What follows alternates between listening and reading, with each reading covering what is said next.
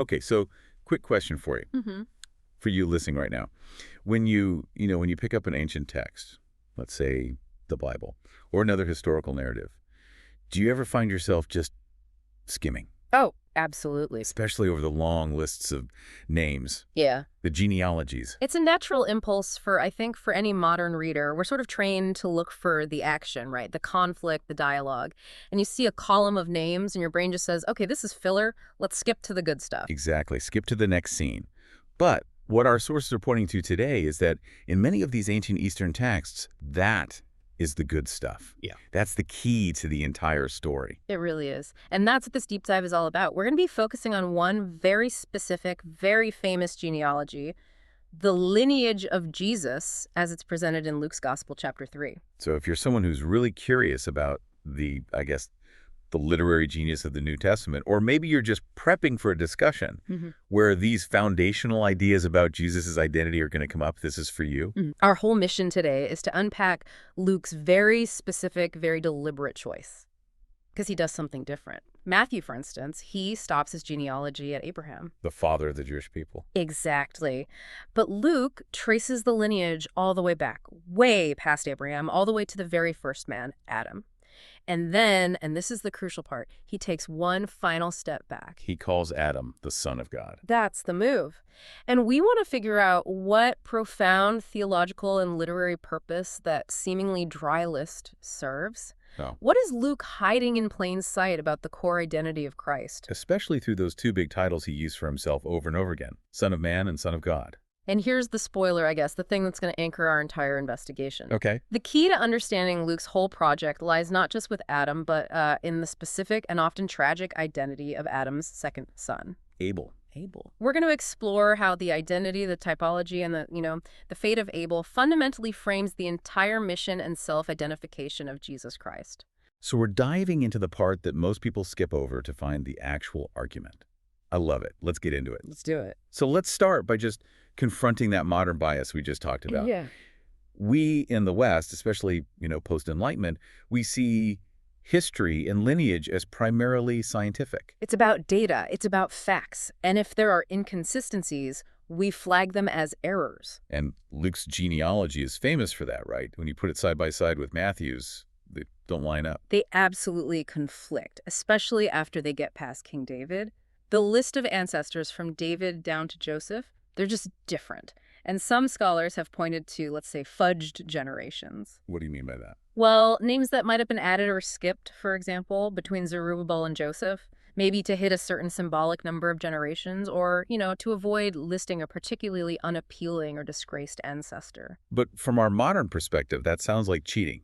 It sounds deceptive. If the goal is a historical record, how could an ancient reader possibly justify just skipping people or changing the line? Because the goal, from that ancient Eastern perspective, was very rarely pure historical record-keeping. That's our obsession. Okay. The genealogy was a theological statement. It was a literary map. If you're a writer like Luke, you're telling a story, and that list of names, it functions like a prologue. It's the thesis statement for the man whose life you're about to describe. So the reader's question wasn't, is this line mathematically precise? No, not at all. It was more like, what specific spiritual or, I guess, political quality is the author trying to emphasize about the person at the very end of this list? Precisely. You can see it so clearly with Matthew. He has a very clear agenda. He's writing to a Jewish audience. Exactly. So he's trying to prove that Jesus is the king of the Jews, the promised political heir of David. And so his genealogy meticulously traces the royal succession, the line of kings. But Luke is different. Luke is writing to a largely Gentile and non-Jewish audience. He's aiming for a universal message. So he needs to establish Jesus not just as the Jewish king, but as the universal man, the savior for all of humanity. And that explains why he makes that huge structural decision. To push the lineage back past all the Jewish patriarchs, past David, past Abraham, even past Noah and the flood. All the way back to Adam. It's the essential literary cue for his whole project. By taking the lineage back to Adam, Luke is basically shouting from the rooftops that Jesus isn't just the Messiah for the descendants of Abraham. He's the Messiah for all the descendants of Adam. He's here to address the root problem of all mankind. And then comes that final critical step. The one our source material really zeroes in on. The very last line of the list. Adam, who was the Son of God. That is the ultimate theological mic drop. In one short phrase, Luke traces Jesus' human lineage back through all of history to the very first created man, and then immediately defines the origin point of that man as divine. So this whole structure, this whole list, is intentionally designed to cue the reader to think about those two key self-designations that Jesus uses throughout the Gospels. Yes, it's no accident. He's setting the stage for the titles Son of Man and Son of God. This was a carefully constructed argument designed to resolve the central tension of who this person Jesus actually was. Okay, so let's break that down then. The significance of those two titles, specifically in Luke's context here. If he deliberately ends the genealogy with Adam, the Son of God, what is he trying to say about Jesus' identity as the Son of God? It connects directly to this idea of Jesus as the new man, or the new Adam. The do-over. A do-over, exactly. Luke is arguing that Jesus is the perfect man that Adam should have been. He is the pre-fall ideal. He embodies the original intention of creation before it was corrupted by sin. Adam was God's son, but he failed the test. He failed the test. Jesus, the new Adam, comes to pass that test and restore humanity back to its original purpose. Okay, so that really sets up the stakes for the Son of God title. But now we have to deal with the title that Jesus actually used far more often for himself. Son of Man. Right, Son of Man. If he is this new Adam, this perfect man, what does that designation Son of Man really mean? Especially since Adam, the first man, had three very different sons who seem to define three very different kinds of human nature. And that is where the deep dive really begins. We have to pull the thread back to Genesis, the Hebrew word Adam. It's not just a name. It just means man. It just means man or mankind. So Jesus, by calling himself the son of Adam, is literally calling himself the son of man. But your question is the right one. Which son of man? Which kind of man? To get that, we have to look at the three sons of Adam, Cain, Abel, and Seth to understand the full spectrum of human nature that Christ came to embody and ultimately to redeem. So we've established that to be a son of man means inheriting one of these sort of fundamental natures that were established right at the dawn of humanity. Yes, these archetypes. Let's start with the dark side then, the firstborn, Cain. Cain represents what you could call the sinful man, the fallen human condition. Genesis chapter 4 gives us the whole narrative. Cain was a tiller of the ground, a farmer. His brother Abel was a shepherd. And when they both brought their offerings to God, Cain's was rejected and Abel's was favored. Right. And the text is very specific here. The Lord actually warns Cain beforehand. He says, sin is crouching at your door. It desires to have you, but you must rule over it. And that failure to rule over sin, that's the core of the fallen man, isn't it? It is the essence of it. Cain chose jealousy over mastery. He let sin master him, which led him to lure his brother Abel out into the field and murder him. And this act established the dark typology of human interaction. So to be a son of man in the likeness of Cain is to carry the innate guilt of the human race. It's a reminder that we are the ones who allow sin to master us, and who, metaphorically or even literally, slay our brothers and sisters out of envy and anger. And Cain's story, his whole lineage, ends in destruction. The source material reminds us that, genetically, that whole line perished in the flood. That's right. The subsequent history of mankind, the line that continues after the flood through Noah and his family, it doesn't trace back to Cain. It traces back to Adam's third son, Seth. Right. Seth was given to Eve as a substitute for Abel after he was murdered. A new seed of hope. A new start. So if Cain's line is the sinful man, the line of Seth represents what the source calls the nominal man. I'm not nominal man. It's the simplest, most, you could say, generic definition. We are all, by default, nominally sons of Adam in the likeness of Seth, simply because we are human by genealogy. It's the biological fact of our existence. It's the genetic definition. We're human, we're imperfect, but we're the ones who survived the judgment of the flood. However, and this is the key point, the title Son of Man, as Jesus used it, implies something far more profound than just simple survival or generic humanity. Okay. And that brings us to Abel, the heart of this entire deep dive. And Abel is where this whole typology really crystallizes. And it starts with a linguistic revelation that, frankly, as you said, Western readers, we just miss it. We're reading translated Greek and English, not the underlying Semitic languages. This is the critical aha moment in the source material. The name Abel itself. In the ancient East Semitic language of Akkadian, the name, or the word Hebel or Abel, literally translates to son. Wait, hold on. So the name Abel means son. Yes. So the designation son of man the son begotten by Adam, whose name means man, is intrinsically linked to the actual name of Adam's second son. Abel, the son of Adam, is literally son, the son of man. Exactly. This wasn't some random accident of naming. This was a profound linguistic cue, a common literary device in ancient texts, designed to inform the reader from the very beginning. So by tracing the lineage all the way back to Adam, Luke is immediately setting up the spiritual identity of Jesus, not just as a son of man, But as the ultimate Son of Man, the one whose very name is Son, the one whose nature is defined by righteousness and sacrifice, not sin or just mere existence. that radically changes the context of the title. Luke is basically telling his ancient reader, forget the lineage through the generic surviving son, Seth, and definitely forget the lineage of the sinful man, Cain. Right. I am focusing your attention squarely on the original, righteous, sacrificial, and murdered son. And that son, Abel, is the one upon whom God's favor rests, which makes him the only fitting template, the only possible prototype, for the atonement needed to reverse Adam's original sin and the curse on humanity that followed. Luke is establishing a powerful theological shorthand. Okay, let's explore that shorthand.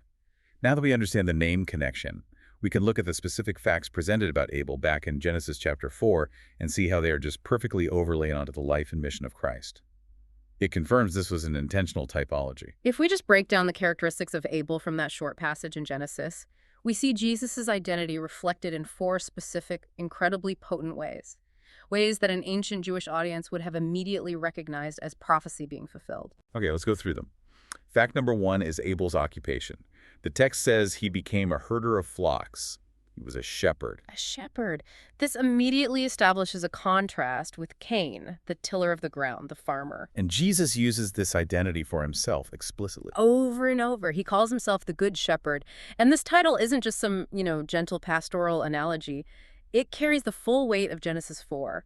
It signifies that he is the righteous, favored Son of Man, contrasting himself with the sinful, earthbound man represented by Cain. It's a claim to original favored righteousness. Okay, so that's fact 1. Fact number 2 centers on his offering. Genesis says Abel brought an offering of the fatty portion of the firstlings of his flock. And this is so important. It wasn't just any animal. It was the firstlings, the best, the firstborn, and the fatty portion, the choicest part. So it was a lamb, and it was the best part of the lamb, the most valuable sacrifice he could make. Which directly prefigures the ultimate sacrificial act. Jesus is presented as the ultimate sacrificial Lamb of God, the choicest sacrifice, the perfect firstborn offered to the Creator. The imagery of the slain lamb connects these 2 figures across thousands of years. Okay, shepherd lamb. What's the third point? The third point is the critical difference between the 2 brothers' sacrifices. The text says, "The Lord looked upon Abel and his sacrifice with favor." While Cain's was rejected. Exactly. This divine favor is paramount. It signals divine acceptance of the offering. And in the New Testament, Christ's sacrifice is presented as the only one that God looks upon with absolute, complete favor. It stands in stark contrast to Cain's offering, the fruit of the cursed ground. And by extension, it stands in contrast to the ongoing sacrifices of the religious authorities in Jerusalem who ultimately rejected Jesus.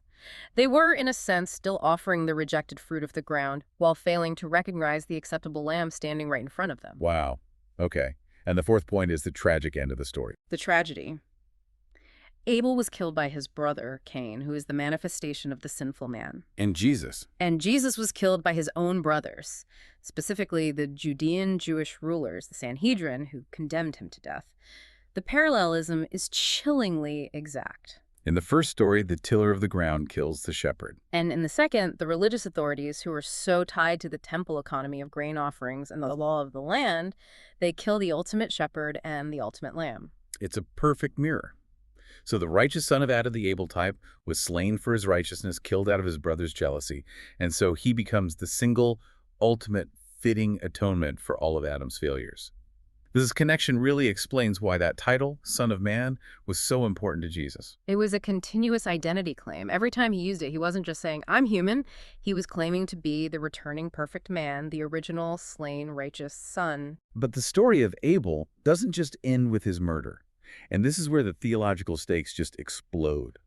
Because for centuries leading up to the time of Christ, the established Jewish tradition viewed Abel not merely as a martyr. No, not at all. but as the single anticipated judge of all creation. The Son of Man wasn't just expected to be a savior. He was quite terrifyingly anticipated to be the great accuser. This is such a critical piece of historical context that we so often miss. We look at the New Testament through a purely Christian lens, and we forget about the intense, established Jewish theological conversations that have been going on for hundreds of years. And this tradition saw Abel as the one man who would be and should be justified in rendering judgment on the entire world. Why him specifically? What's the logic there? The rationale is deeply rooted in ancient concepts of justice and jurisprudence. When Abel was unjustly slain by his brother, Genesis chapter 4 says his blood cried out from the ground. He was wronged despite his righteousness. Therefore, in this theological framework, Abel had the undeniable, divinely granted right to stand as an accuser. The legal term used in the source is to submit suit against the entire sinful lineage of Cain's seed. So the idea wasn't that God just selected him to be a judge out of nowhere. He earned the right to be a judge through his own martyr's death. Precisely. It was a kind of retributive equity that heaven itself demanded. And we have testimony to this being a well-established tradition centuries before Christ. We can see it in texts like the Book of Enoch. Which, even though it's not canonical scripture, it's so important for understanding the world Jesus walked into. It shows the common theological currency, the expectations of the time. It's like reading the popular novels of an era to understand its mindset.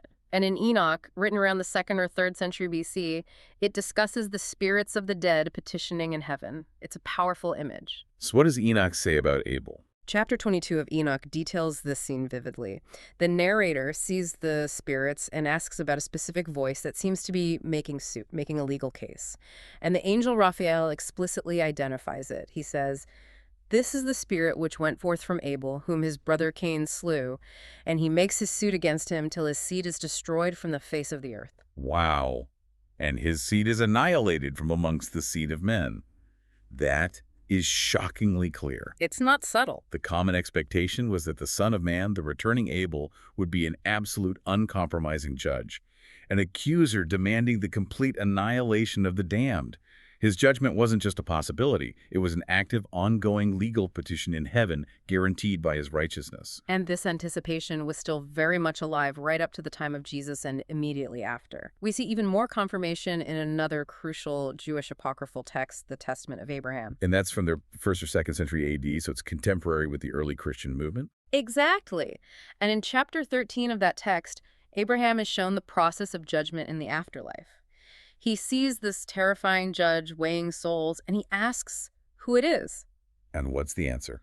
The chief captain replies explicitly, "This is the son of the first created Adam, who is called Abel, whom the wicked Cain killed, and he sits thus to judge all creation and examines righteous men and sinners." So there it is again, Abel on the judgment seat. Does it explain why? It does. It provides the theological foundation. God is quoted in the text as saying, "I shall not judge you, but every man born of man shall be judged. Therefore he has given to him judgment to judge the world until his great and glorious coming." This is the crucial point then. The early Jewish world absolutely expected that Abel, the son of Adam, the son of man, would return as the justified judge of all mankind, sitting on a throne, examining souls, and ready to deliver the very vengeance he had been petitioning for in heaven. And then this expectation, this image of the Abel judge, was perfectly overlaid onto the royal political expectation that we find in the book of Daniel, chapter 7. Daniel's vision. Daniel's vision of one like a son of man coming with the clouds of heaven. And this Danielic figure comes to the Ancient of Days and receives everlasting dominion, splendor, and kingship. All nations, all peoples, all tongues will serve him. His rule will never pass away. So if you put it all together, the historical anticipation was crystal clear. The righteous Abel judge, the one who earned the right to annihilate the seed of Cain, would arrive as the great Danielic king, ready to inflict eternal, justified judgment on the world. So Jesus, every single time he claimed the title Son of Man, was claiming this entire massive theological inheritance. The judgment and the kingship. All of it. Okay. Now, knowing this established centuries-old expectation that Son of Man meant terrifying, avenging judge, the scene of Jesus' trial before the Sanhedrin is no longer just a trial of some rogue rabbi. No, it becomes a political and spiritual explosion. Let's set that scene. From Mark chapter 14. Jesus has been silent for hours through all the questioning, all the false testimony. The high priest, Caiaphas, he's frustrated. He's not getting what he needs. So he finally gets to the central point, the one identity question that has to be answered. He asks him directly, "Are you the Messiah, the Son of the Blessed One?" The tension must have been immense. If Jesus says yes, that's a political claim to kingship.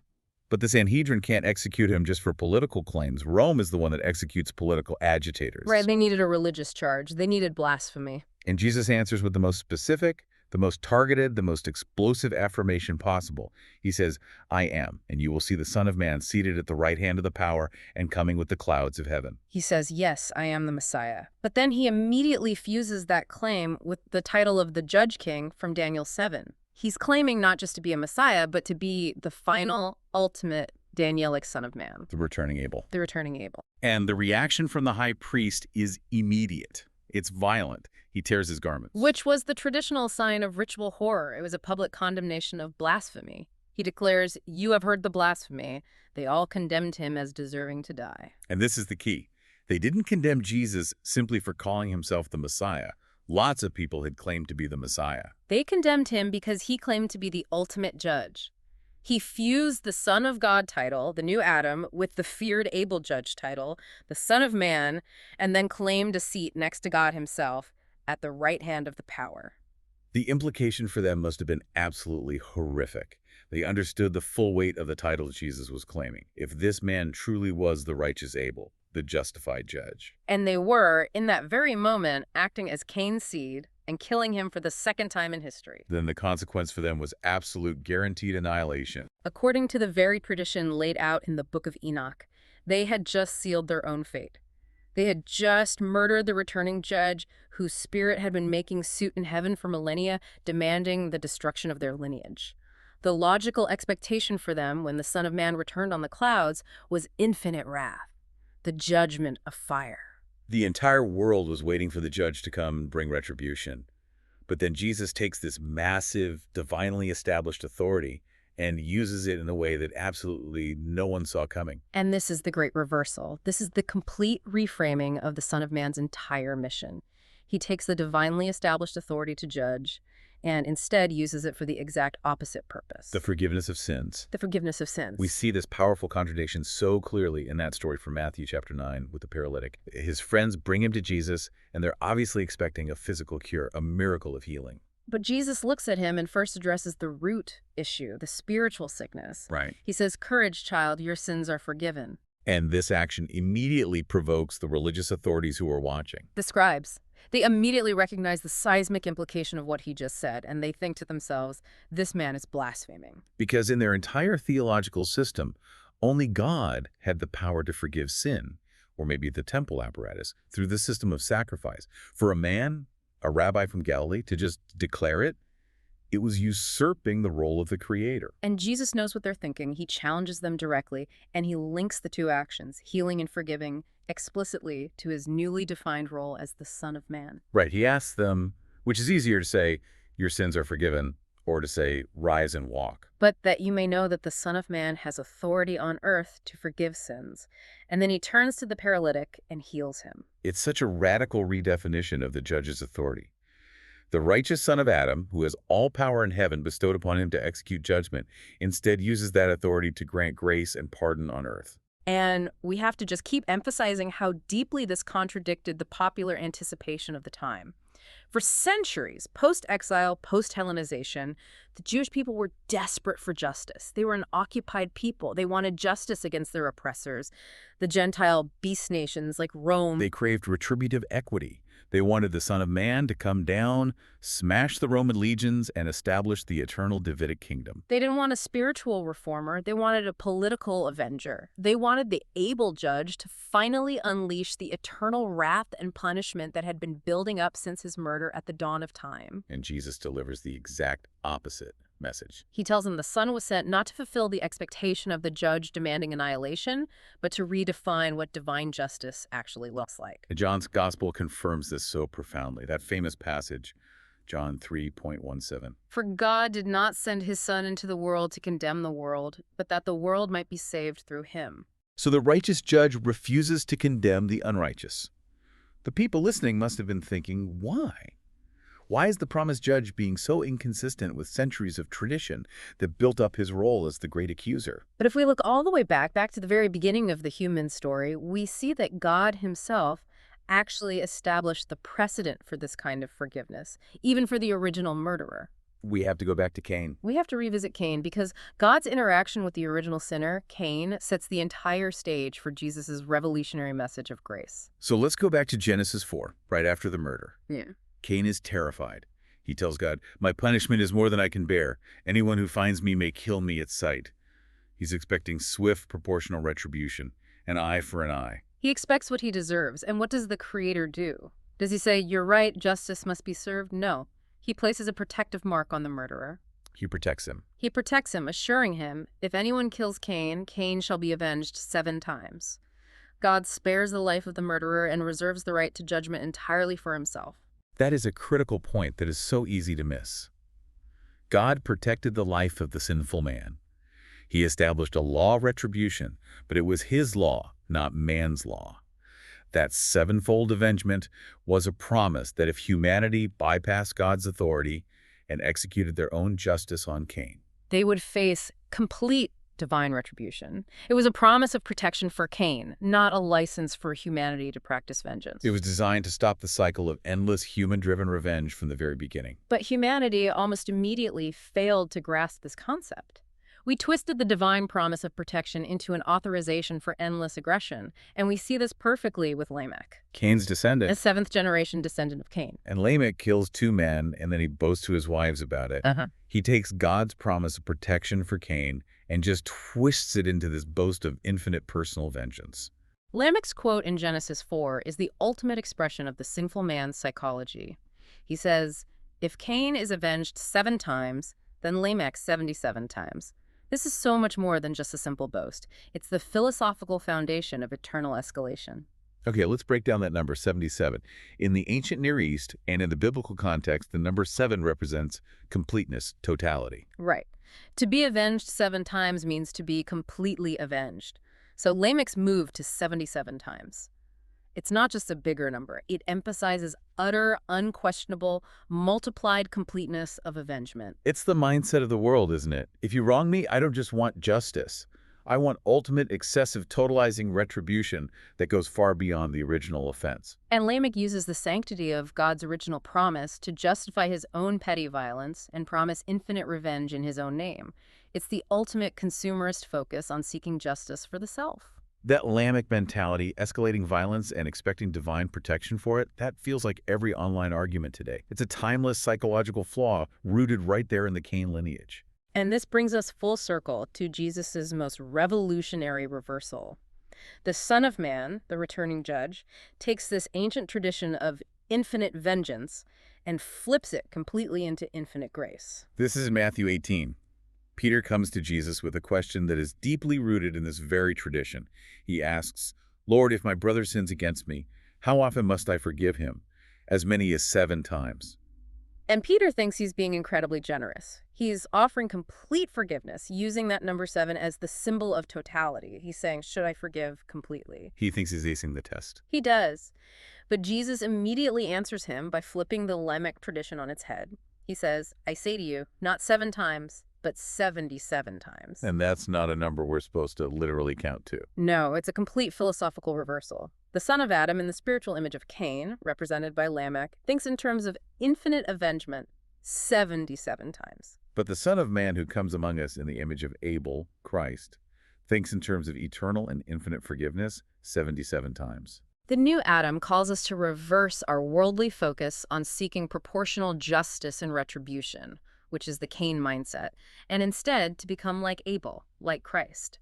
To use our power and our authority not to judge, but to extend infinite grace. That reversal is the essence of Christ's redefined mission, and it was all signaled from the very beginning by Luke's choice of genealogy. The righteous judge, who had every right and every ancient expectation supporting his role as the great accuser, instead used his power to become the great forgiver. It's an incredible reversal. And we have discussed the historical arrival and the mission of the Son of Man, but we have to finish with one more profound observation about his ongoing identity. It's found in John's Gospel, chapter 3. Yeah. Jesus is speaking to Nicodemus, and he says something that is deeply, deeply confusing if we hold on to our typical singular Christian framework of his life. What does he say? He says, "No one has gone up to heaven except the one who has come down from heaven, the Son of Man." Okay, let me think about that. No one has gone up except the one who has come down. Think about it carefully. The traditional understanding of Jesus' life is a single, one-way descent from heaven to earth at his birth, Right, the incarnation. and then a single, one-way ascent back to heaven at his resurrection and ascension, a round trip. But this quote says the Son of Man went up first and then came down. So if the Son of Man first went up to heaven, when was he on earth before that to make that first trip up? Exactly. The traditional view gets stuck here because it assumes the first time the Son of Man ever interacted with the earth was at the Nativity in Bethlehem. If we embrace the powerful theological framework that Luke established, that Jesus is Abel, returned. The paradox immediately dissolves. It makes perfect sense. Abel, the righteous martyr, was slain unjustly. Yeah. And as we already confirmed from the book of Enoch, his spirit immediately went up to heaven to make suit against Cain's lineage. Therefore, Abel is the only human in that early tradition who had already been slain unjustly and gone up to heaven. So Jesus is implicitly confirming that ancient tradition and claiming a continuous identity. He's saying, Abel is the only one who has already gone up, and now he, the Son of Man, has come back down. He's descended to be lifted up again on the cross to show us how to make the ultimate proper offering, and tragically to be killed by his Judean brothers, the new Cains, once again. It transforms his mission from a single historical event into a continuous cyclical fulfillment of the perfect human role. And this profound connection, it leads to the final, almost existential question that the source material raises. It's about the very nature of the Son of Man's relationship with creation, moving past just a single event in history. If we look closely at the Septuagint, which is the Greek translation of the Old Testament that the early Christians used, the language there hints at something more than just a firm, one-time descent. What does it suggest? The implication is that the Son of Man God, in the form of this Abel type, doesn't just appear once, historically, but that he continues to ascend and descend upon the world continuously through creation and beyond. That opens up the scope of the Son of Man's mission, far, far past the events of the first century. It suggests an eternal, ongoing relationship, a continuous presence of both the judge and the forgiver in the life of creation. It completely shifts the focus. It moves from anticipating a single, distant moment of final judgment in the future to recognizing the continuous presence of the new Adam, who is always ascending through sacrifice and descending through grace right here and now. So we started today's deep dive looking at what most of us think of as a dusty, tedious genealogy in Luke's gospel. A list of names. A list of names. And we discovered that Luke's choice to end that list with Adam, the Son of God, wasn't just a literary move. It was a profound foundational theological argument. We established that the title Son of Man, as Christ used it, held these three potential meanings. The nominal, generic man, which is Seth, the sinful man obsessed with retribution, Cain, and the righteous, sacrificing, and forgiving man, Abel. And Jesus embraced the complete identity of that justified judge, the returning Abel, who had earned the right to demand vengeance. But then he reversed the world's expectation completely. He demonstrated that the ultimate authority bestowed upon the Son of Man is not found in seeking eternal avengement, but in granting eternal and infinite forgiveness. He took Lamech's 77 times of vengeance and transformed it into the 77 times of grace. And this knowledge is so profoundly applicable to how we live our lives today. We are called to embody the new Adam, the ultimate Abel. The Son of Man, the judge, used his authority not to condemn the people who were persecuting him, but to offer them grace. And so we, as the sons and daughters of Adam, have to choose every day which nature we're going to manifest. We've discussed the historical ascent of Abel and the descent of Christ. But that leaves us with this final provocative thought. If the ancient texts really do hint that the Son of Man continues to ascend and descend upon the world continuously through creation and beyond, what does that imply about the ongoing continuous presence and mission of the new Adam in our own lives, in our own struggles for justice, and in our demands for reconciliation right now, today? That is something truly worth chewing on. It elevates a dusty list of names into an active, eternal mission for all of us. Indeed. We'd just encourage you to reflect. The next time you feel wronged, whether your immediate psychological reaction is to demand the vengeance of Cain or to try and channel the spirit of the Son of Man, offering that infinite forgiveness. Thank you for diving deep with us today.